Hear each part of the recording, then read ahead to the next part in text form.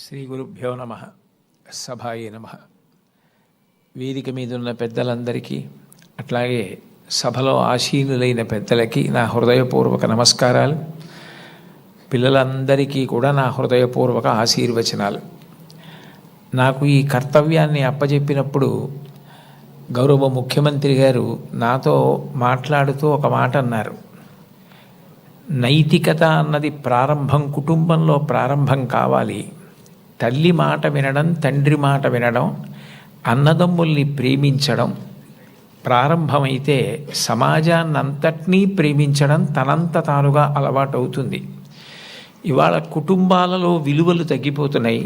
కుటుంబ సభ్యుల మధ్య ప్రేమ, అవగాహన తగ్గిపోతున్నాయి. కాబట్టి మీరు విద్యార్థులను ఉద్దేశించి ప్రసంగాలు చేసిన, ఆధ్యాత్మిక ప్రవచనాలు చేసిన ఈ విషయాన్ని దృష్టిలో పెట్టుకుని కుటుంబ విలువలు పెరగడానికి దోహదపడేటట్టుగా మీ ప్రసంగాలు చేయవలసింది అని కోరారు. ఇది మొట్టమొదటిసారి ప్రభుత్వ పక్షాన జరుగుతున్నటువంటి విద్యార్థుల సమ్మేళనం కాబట్టి నాకు ఎవరు ఈ కర్తవ్యాన్ని అప్పచెప్పారో వారు నాకు చేసిన సూచనని నేను ఔదలదాల్చవలసి ఉంటుంది. కాబట్టి వారు చేసిన సూచనతోటే నా ప్రసంగాన్ని ప్రారంభం చెయ్యాలి అని నేను అనుకున్నాను. కుటుంబం అనేది భగవంతుడు మనకిచ్చిన గొప్ప వరం. తల్లి కడుపున పుడతాం. నిజానికి ఈ తల్లి కడుపున పుట్టాలి అని ఎవరు నిర్ణయించుకోరు. అమ్మ కడుపులో కటిక చీకట్లో తల కిందకి కాళ్ళు పైకి పెట్టి 9 నెలలు పెరిగిన తరువాత తాను విసర్జించిన మలమూత్రములలో ఉంచి పుట్టినటువంటి క్రిమికీటకములే కోమలమైన తన శరీరాన్ని కొరుకుతుంటే బాధపడలేక చిట్ట చివరికి ప్రసవమై తల్లి కడుపులోంచి బయటికి వచ్చినటువంటి శిశువు ఒక్కసారి 6 అడుగుల ఎత్తు ఉన్నటువంటి పెద్ద పెద్ద ఆకారాలు, దీపాలు, కాంతి, దానికి తోడు మాటలు ఇవన్నీ వినపడి శరీరావయవములు పనిచేయడం ఆగిపోయి మూత్రపిండాలు, గుండె మొదలైనటువంటివి కూడా ఆగిపోయే పరిస్థితి ఏర్పడితే అప్పుడు అమ్మ తొలి దైవమై ఆమె యొక్క స్తనము నుండి కోలోస్ట్రం అనబడేటటువంటి పసుపు పచ్చటి ఎరుపు రంగులో ఉన్న ముద్ద, ఒక ద్రవం విడుదలవుతుంది. అది భగవంతుడు పెట్టినటువంటి ఒక గొప్ప వ్యవస్థ. ఏమీ తెలియనటువంటి పసిపిల్లవాడు అంత భయానక స్థితిలో అటువంటి ఆకారాలు, వెలుతురు చూసి భీతిల్లిపోతే లోపల ఉన్నటువంటి మలం గడ్డ కట్టేసి నల్లగా అయిపోయి, బ్లాక్ స్టూల్ అంటారట దాన్ని, నల్లగా అయిపోయి ఆ మలాన్ని విసర్జించడం చేతకాక హృదయ స్పందన కూడా ఆగిపోయే స్థితి ఏర్పడితే అప్పుడు పిల్లవాడికి గొప్ప స్వాంతన కలిగి కే మొదలైనటువంటి విటమిన్లతో కూడుకుని మళ్ళీ లోపల ఉన్న ప్రధానమైన అవయవాలన్నీ పనిచేసి గడ్డ కట్టినటువంటి మలం బయటికి వెళ్ళిపోయేటట్టుగా చేయగలిగిన శక్తి కలిగిన కోలోస్ట్రం అమ్మ యొక్క స్తనం నుంచి విడుదలవుతోంది. ఈ మాటలు నేను చెప్పట్లేదు. చాలా ప్రఖ్యాతమైనటువంటి ఒక గైనకాలజిస్ట్, ఒక డాక్టర్ గారు, రామాంజనేయులు గారని, వారు ఒక పుస్తకం రాశారు. ఆ పుస్తకం ఇంగ్లీష్లో ఉంది, మాతృదేవో భవ అని. ఆ పుస్తకంలో ఆయన వైద్యశాస్త్రాన్ని స్త్రీకి అన్వయం చేసి అసలు స్త్రీ అన్న ప్రాణి లేకపోతే ఈ సృష్టి లేదు, ఒకవేళ సృష్టి జరిగినా నిలబడే అవకాశం లేదు. తండ్రి కోట్లకు పడగలెత్తినవాడు కావచ్చు, గొప్ప అధికారి కావచ్చు, కానీ పుట్టినటువంటి పసిబిడ్డ ఆకలితో ఏడుస్తుంటే ఆ పసిబిడ్డకి పాలు పట్టగలిగినటువంటి శక్తి అమ్మకొక్కదానికే ఉంటుంది.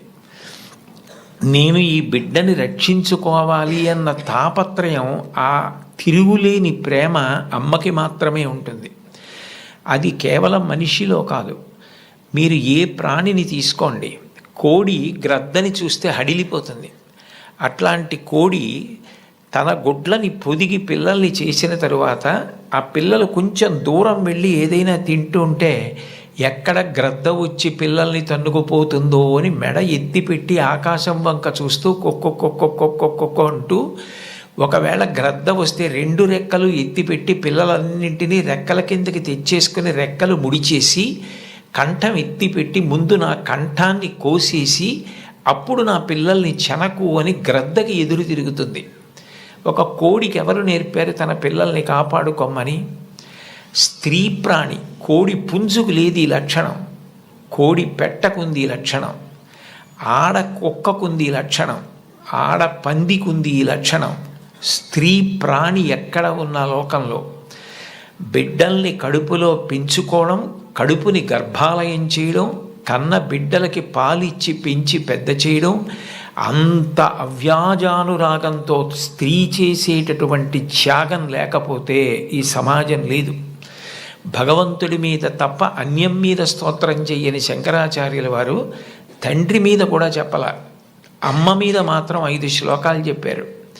5 శ్లోకాల్లో ఒక శ్లోకంలో అంటారు, ఆస్తాం తావదీయం ప్రసూతి సమయే దుర్వార శూలవ్యధ నైరుచ్యం తనుశోషణం మలమయీ శయ్యాచ సంవత్సరి ఏకస్యాపి నగర్భభారణ భరక్లేశస్య యస్య క్షమః దాతుం నిష్కృతి ఉన్నతోపి తనయత్తస్యై జనన్యై నమః అంటారు.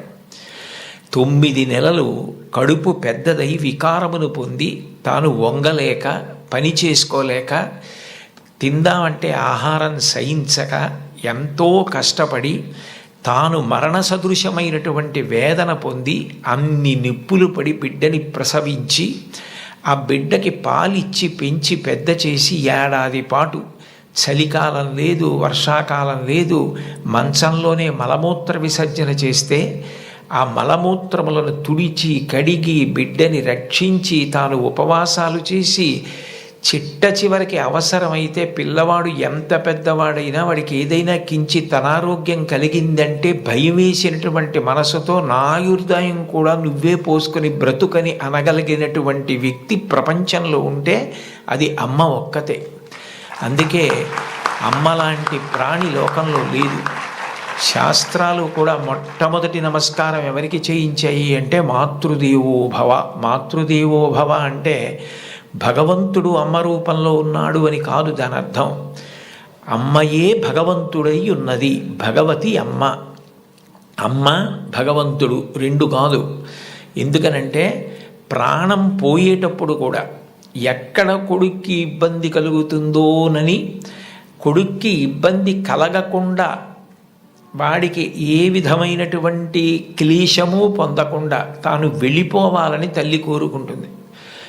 సభలో చెప్పడం నాకు ఇష్టం లేదు, కానీ నేను ఉద్యోగం చేసిన రోజుల్లో నాతో పాటు ఉద్యోగం చేసినటువంటి ఒక వ్యక్తి తల్లి, ఆమెకి గుండె నొప్పి వస్తోందని తెలిసినా కొడుక్కి చెప్తే ఎక్కడ కొడుకు వైద్యానికి తీసుకెడతాడో, ఎక్కడ కొడుక్కి చాలా డబ్బు అయిపోతుందో, ఆడపిల్లలు పెళ్ళికి ఎదిగొచ్చారు, మగపిల్లలు చదువుకుంటున్నారని చెప్పడం మానేసి కొడుకు నిద్రపోవడానికి వెళ్ళిపోతుంటే పిలిచి ఒక్కసారి ఇలా కూర్చొని ఒళ్ళో తల పెట్టుకుంటానని, ఒళ్ళో తలపెట్టుకుని నేను నిద్రపోయిన తర్వాత నువ్వు వెళ్ళి పడుకో అని అంటే ఆవిడ ఉద్దేశ్యం ఏంటంటే ఆవిడ శాశ్వత నిద్రలోకి వెళ్ళిపోతోంది. ఆ కొడుకు ఒళ్ళో తలపెట్టుకుని పడుకుంటే కొంతసేపటికి తల్లి కదలటం లేదని వాడు కదిపి చూస్తే తల్లి శరీర త్యాగం చేసేసింది. ఆ తర్వాత తెలిసింది, తన భార్య చెప్పింది, కొంచెం గుండెల్లో నొప్పిగా ఉందమ్మా, బరువు పని చేయలేకపోతున్నాను, కానీ వాడికి మాత్రం నువ్వు చెప్పకు సుమా అని ఒట్టేయించుకుందట కోడలతో. అది తల్లి అంటే. అమ్మ అంటే అంతటి ప్రేమైకమూర్తి. అమ్మ లాంటి వ్యక్తి జీవితంలో ఇక దొరకదు. జీవితంలో అన్నిటికన్నా పెద్ద నేరం ఏమిటంటే అమ్మకి చెప్పలేము అన్న పని మనం చేయడమే. ఏ పని మనం చేస్తామో అది అమ్మకి చెప్పగలగాలి. మీరు ఏ పని చెయ్యండి, ఇది అమ్మకి నేను చెప్పలేను అన్న పని మీరు జీవితంలో ఎప్పుడూ చెయ్యకూడదు. భగవంతుడెంతో అమ్మ అంతే. మీరు మహాత్ములైన వారి ఎవరి జీవిత చరిత్ర పరిశీలించండి. అమ్మకి నమస్కారం చెయ్యకుండా అమ్మ గొప్పతనం చెప్పకుండా లేరు. ఈ రాష్ట్రానికి ముఖ్యమంత్రి చేసినటువంటి ప్రాతస్మరణీయులు టంగుటూరి ప్రకాశం పంతులు గారు తన జీవిత చరిత్రలో వ్రాసుకున్నారు. తాను మిడిల్ స్కూల్లో ప్రవేశించినప్పుడు 3 రూపాయలు జీతం కట్టలేకపోతే 25 మైళ్ళ దూరం నడిచి వెళ్ళి వాళ్ళ బావగారిని అప్పడిగితే ఆయన దగ్గర కూడా డబ్బు లేకపోతే మళ్ళీ 25 మైళ్ళు వెనక్కి తిరిగి వచ్చి, అమ్మ అప్పు దొరకలేదు, బావగారికి దగ్గర కూడా లేవుట, నేను చదువు మానేస్తానంటే అప్పటికి ఆ తల్లికి ఉన్నది ఒకే ఒక్క పట్టు చీర. ఆ పట్టు చీర పట్టుకెళ్ళి ఆ రాత్రికి రాత్రి తాకట్టు పెట్టి ఆవిడ ఆ డబ్బు పట్టుకొచ్చి చదివిస్తే ప్రకాశం పంతులు గారు బ్యారిస్టర్ అయ్యి రాష్ట్రానికి ముఖ్యమంత్రి అయ్యారు. ఆయన తన జీవిత చరిత్రలో అమ్మ గురించి అంత గొప్పగా వ్రాసుకున్నారు.